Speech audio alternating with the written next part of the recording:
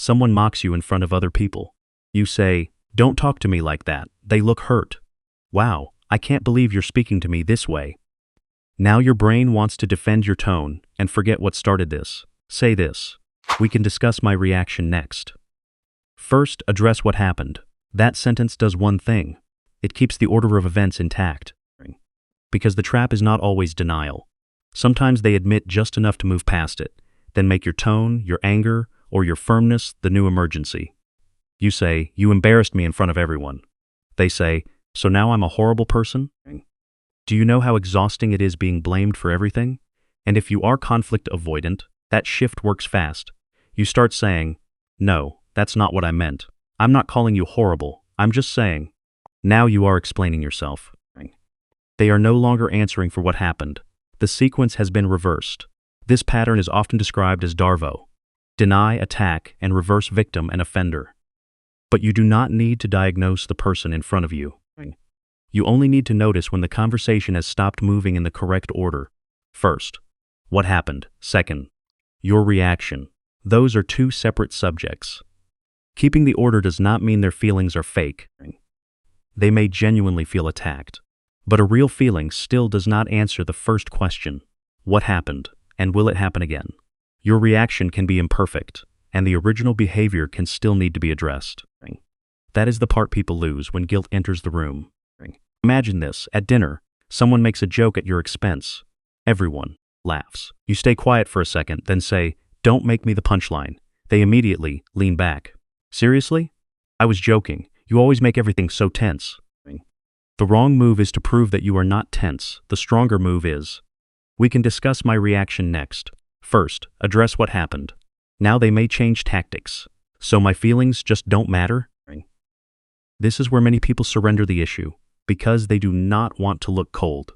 You do not have to ignore their feelings. You just refuse to let those feelings erase the sequence.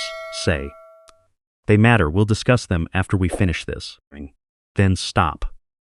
Do not add 5 examples. Do not explain your childhood. Do not prove that you are normally reasonable. Do not argue about whether they are a good person. Stay with the event. If you tend to get pulled off the issue, comment the word that gets you most: guilt, anger, or explaining. Now watch the full exchange. They say, "It was a joke. You're being too sensitive."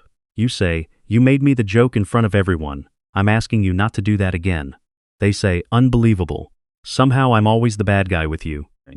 You say, "We can discuss my reaction next. First, address what happened." They say, "So you don't care how I feel?" You say, "They matter. We'll discuss them after we finish this." Then silence. That silence matters. Not because silence magically makes them confess. It matters because you stop doing the work of changing the subject for them. From here, one of 2 useful things happens. They return to the original behavior, or they refuse to. If they return, keep it concrete. I'm asking you not to make me the punchline again. That is enough. If they refuse and keep circling back to how hurt, attacked, or misunderstood they feel, do not chase them through every new accusation. End the conversation cleanly. We're not discussing the same issue anymore. We can continue when we are. Then follow through. Leave the room. End the call.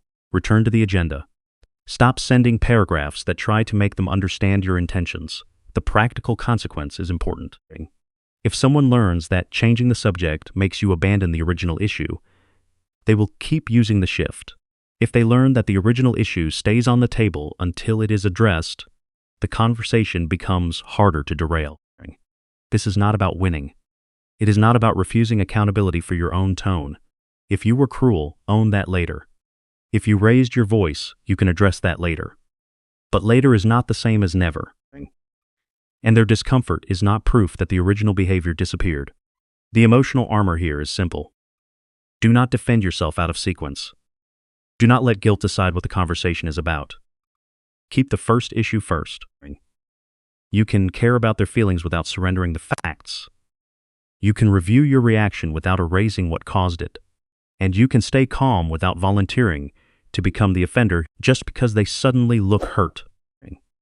If you want more practical responses for moments when your mind goes blank under disrespect, subscribe to the Unbothered Edge. Remember this. Their reaction can become the next conversation gathering. It does not get to replace the first one.